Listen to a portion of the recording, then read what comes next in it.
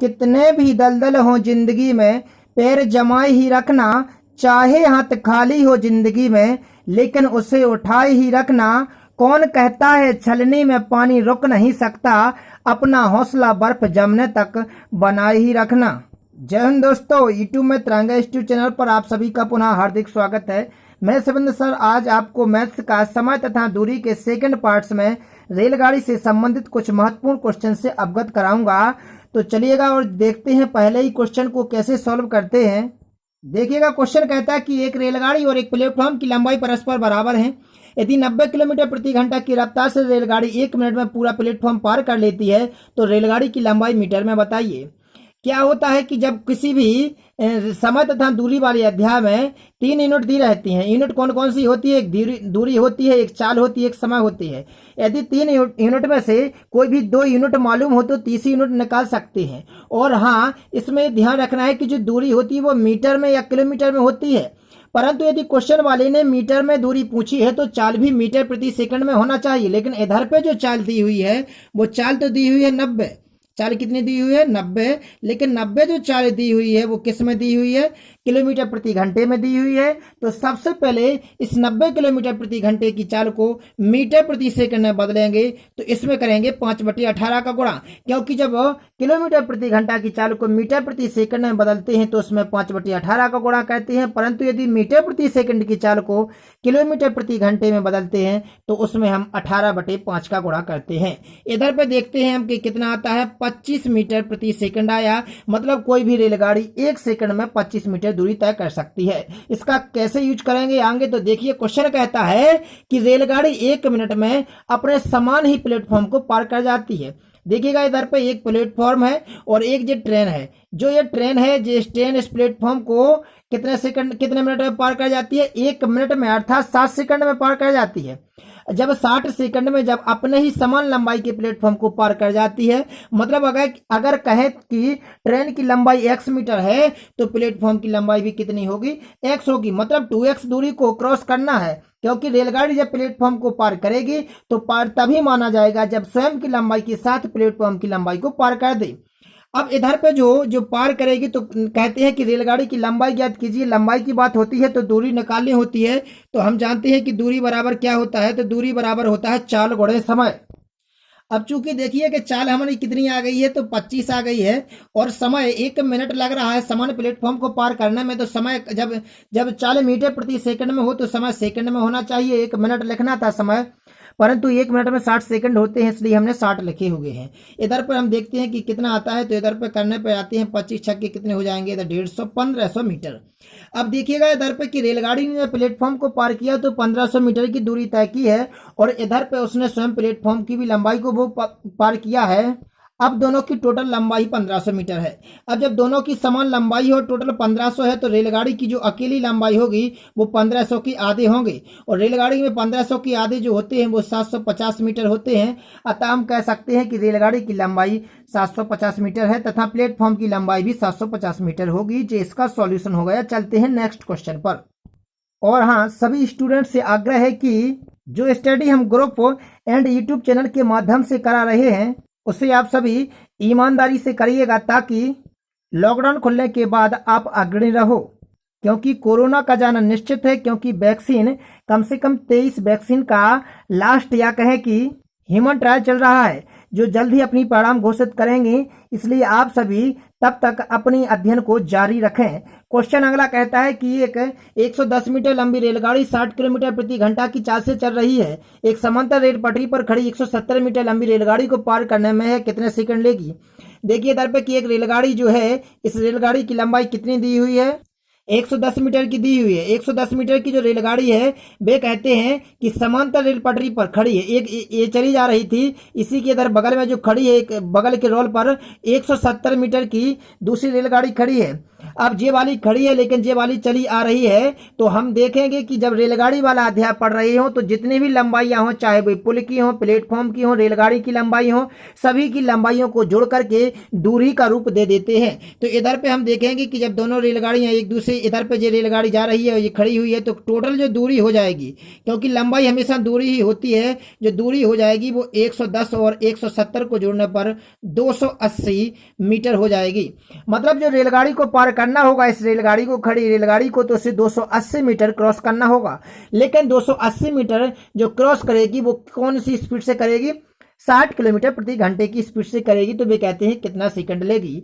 देखिएगा इधर पे कि जब दूरी मीटर में दी है तो चाल हमेशा मीटर प्रति सेकंड में होना चाहिए, जी इस अध्याय का मुख्य पॉइंट है। तो देखिए इधर पे जो चाल अभी दी हुई है वो चाल कितनी दी हुई है? 60 किलोमीटर प्रति घंटा दी हुई है। तो सबसे पहले हम 60 किलोमीटर प्रति घंटा को मीटर प्रति सेकंड में बदलते हैं, और जब हम इसे मीटर प्रति सेकंड में बदलेंगे तो वो आएगा 50/3 मीटर प्रति सेकंड। अब चाल मीटर प्रति सेकंड में हो गई है, दूरी मीटर में दी हुई है। जब दूरी और चाल मालूम है तो हम समय निकाल सकते हैं सेकंड में। तो समय बराबर क्या होता है? तो समय बराबर होता है दूरी बटे चाल। जब दूरी बटे चाल होता है, और दूरी कितनी दी है? 280 दी हुई है, और चाल कितनी दी है? 50/3 दिया है। जब इसको हम सॉल्व करेंगे तो इधर पे कितना आता है? हम डायरेक्ट लिखते हैं, इधर पे आता है 16.8 सेकंड। कितना आता है? 16.8 सेकंड लगेंगे उस खड़ी ट्रेन को, चलती हुई ट्रेन पार करने में। कोई भी सॉल्यूशन कभी कभी हम डायरेक्ट लिख देते हैं, इसका मुख्य बात किसी भी टाइमिंग को बचाना है। और हाँ, एक क्वेश्चन के समझाने के कई तरीके हैं, परंतु हम इधर पे आपको एक ही तरीका थोड़ी स्पीड से बता पाते हैं। यदि कोई भी क्वेश्चन समझ में ना आए उसका सॉल्यूशन, तो उसको डबल बार देखें ताकि आपको कम से कम अच्छी तरह से समझ में आ जाए। तो चलते हैं, अगले क्वेश्चन कहता है कि 100 मीटर लंबी एक रेलगाड़ी विपरीत दिशा में 5 किलोमीटर प्रति घंटा की गति से चले आने वाले एक व्यक्ति को मिलकर 7/1/5 सेकंड में पार कर लेती है। तदनुसार उस रेलगाड़ी की गति कितनी है? देखिएगा इधर पे कि एक रेलगाड़ी जा रही थी और सामने से एक व्यक्ति दौड़ा आ रहा था इसी की तरफ से। वे कहते हैं कि विपरीत दिशा में, मतलब जो रेलगाड़ी जा रही है तो ये व्यक्ति आ रहा है दौड़ता हुआ।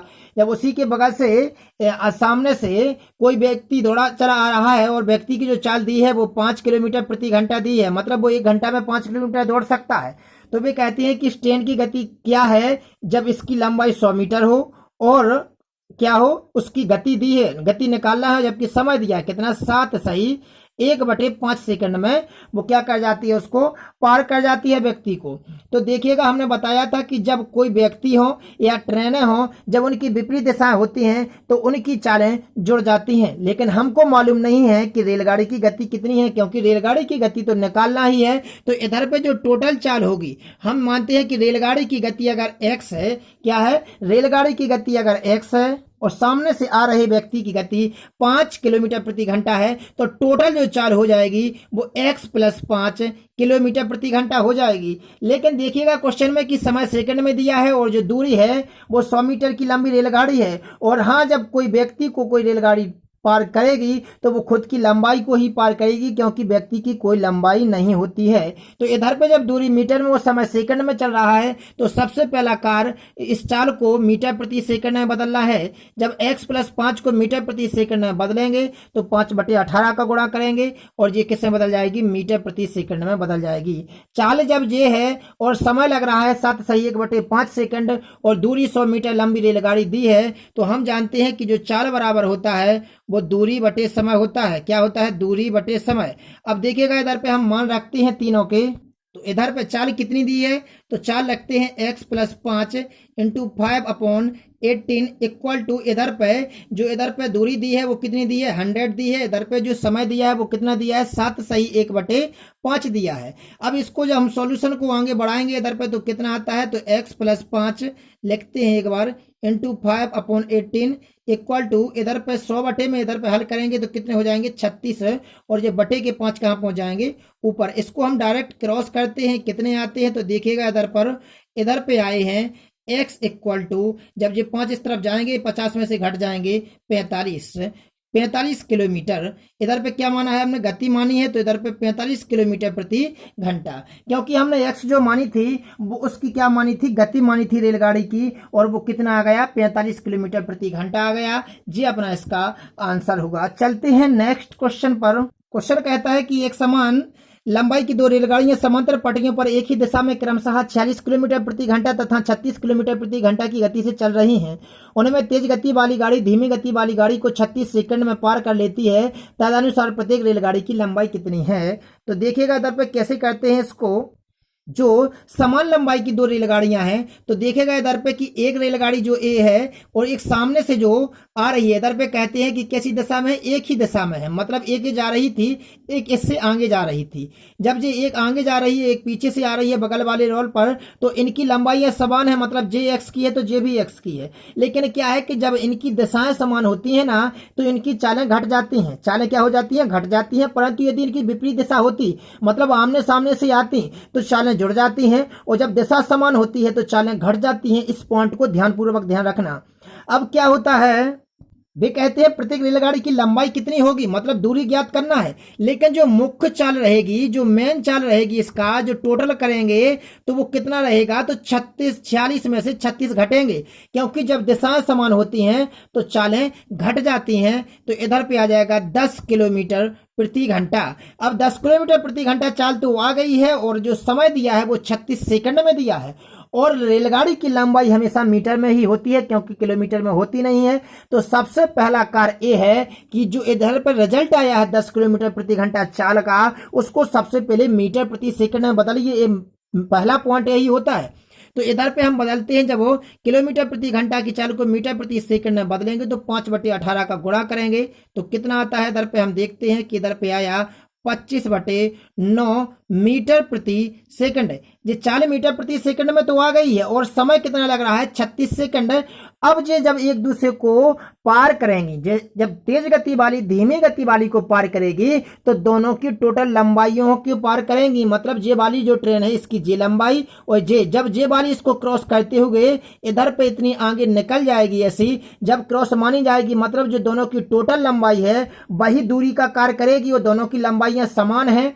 तो इधर पे देखते हैं कि जब दूरी निकालेंगे तो दूरी बराबर होता है चाल गुणे समय। अब चाल जो आ गई है मीटर प्रति सेकंड में वो 25/9 आ गई है। कितनी आ गई है? 25/9। और जो समय रहा है, समय कितना दिया है? 36 सेकंड में पार कर रही है एक दूसरे को।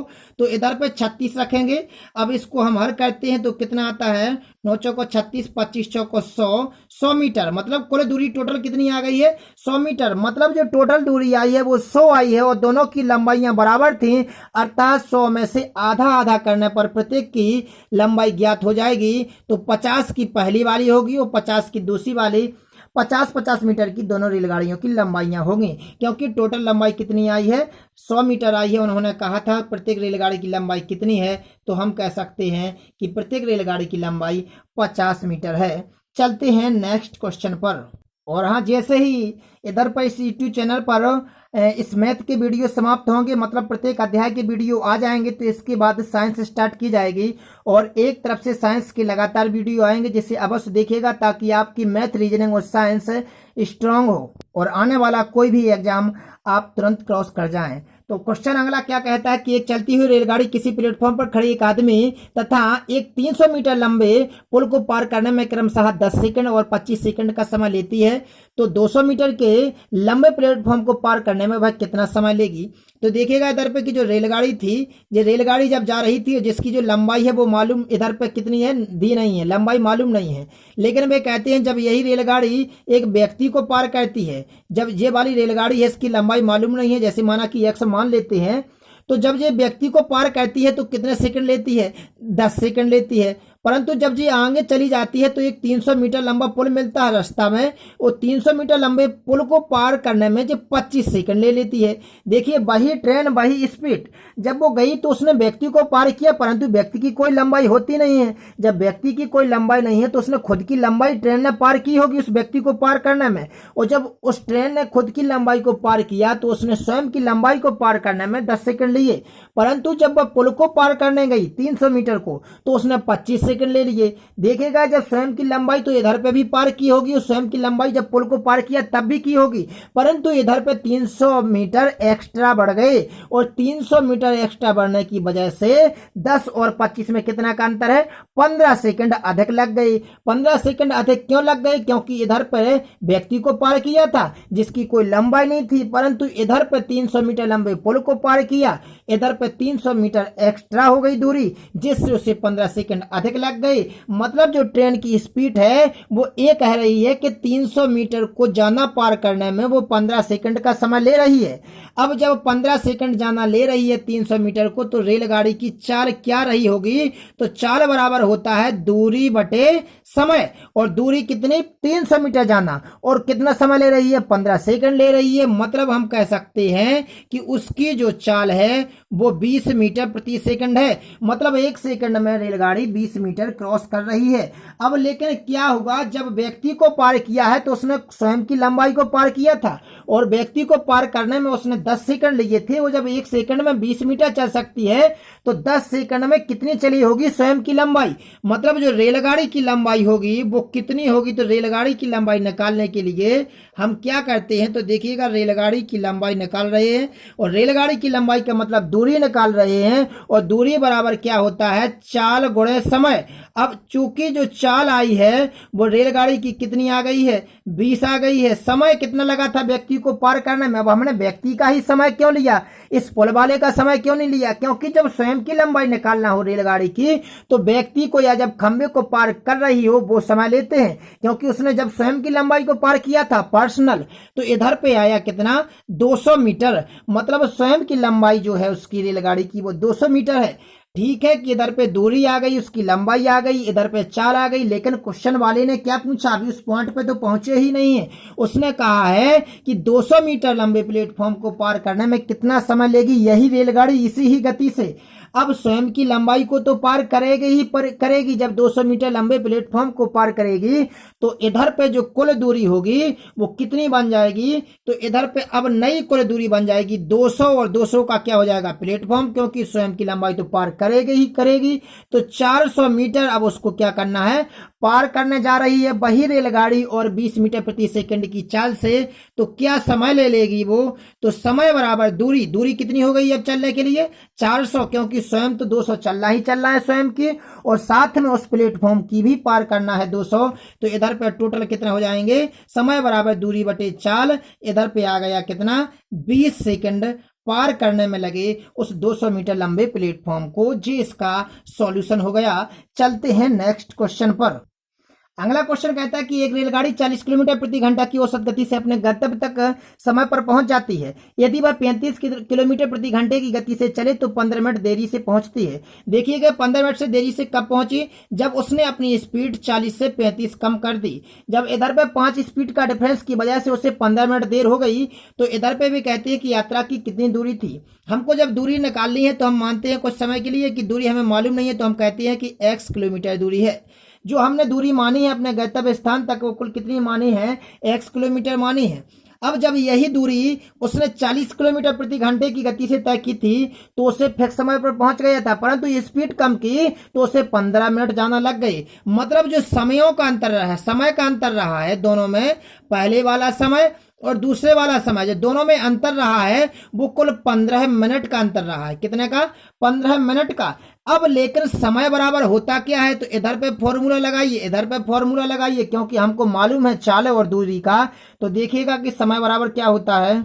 अब चूंकि दूरी कितनी है तो दूरी x है, तो इधर पे रख देंगे x, और जो पहली वाली चाल थी वो कितनी थी 40, लेकिन बाद वाली चाल कितनी है 35, इधर पे 35 लिख देंगे, और इधर पे माइनस लगा करके दूरी जो कि तो x रखते हैं, और चाल कितनी 45, लेकिन 40 कितनी 40, और बराबर में कितने हैं 15 मिनट है। लेकिन देखिएगा इधर पे कि किलोमीटर में दूरी चल रही है और समय जो चाल चल रही है वो किलोमीटर प्रति घंटे में चल रही है, तो जो समय है वो भी घंटा में होना चाहिए, लेकिन जो 15 किस में मिनट में चल रहे हैं तो इसको किस में बदल देते हैं, 60 का भाग दे करके घंटा में बदल देते हैं। अब इसको हम सॉल्यूशन करते हैं, इतने का सॉल्यूशन करने पर कितना आता है, तो देखिएगा तो इतने को भिन्न करने पर, इतने को भिन्न करेंगे तो 280 एलसीएम आएगा और इधर पे इतना सॉल्यूशन आ जाएगा। अब देखिए इधर से x का मान निकालते हैं तो x का मान कितना निकलता है, 8x में से 7x गए तो इधर पे आ जाएगा x, इधर पे काटते हैं 15 चौक को 60, इधर पे 4 7 28, तो x इक्वल टू कितना आ गया, 70 किलोमीटर। तो जो दूरी है वो दूरी कितनी आ गई हमारी, 70 किलोमीटर आ गई जी, इसका सॉल्यूशन होगा। और चलते हैं नेक्स्ट क्वेश्चन पर। क्वेश्चन कहता है कि यदि 7/11 चाल से चले तो 22 घंटे में पहुंचता है, पूरी चाल से चले तो समय की कितनी बचत होगी। तो देखिएगा इधर पर चाल का उल्टा समय होता है, 7/11 को पलट देंगे, इसके बराबर कर देंगे, मतलब जो टोटल समय होगा वो कितना आ जाएगा, 7 दूनी 14 घंटे आ जाएगा। जब टोटल 14 घंटे आ गया है तो वे कहते हैं कितनी बचत हुई, तो हम टोटल समय 22 घंटे में से जो 14 घंटे घटा देंगे तो 8 घंटे हमारा आंसर आ जाएगा। और यदि वीडियो फ्रेंड्स अच्छा लगा हो तो वीडियो को लाइक करें, सब्सक्राइब करें तथा अपने दोस्तों में शेयर करें। धन्यवाद।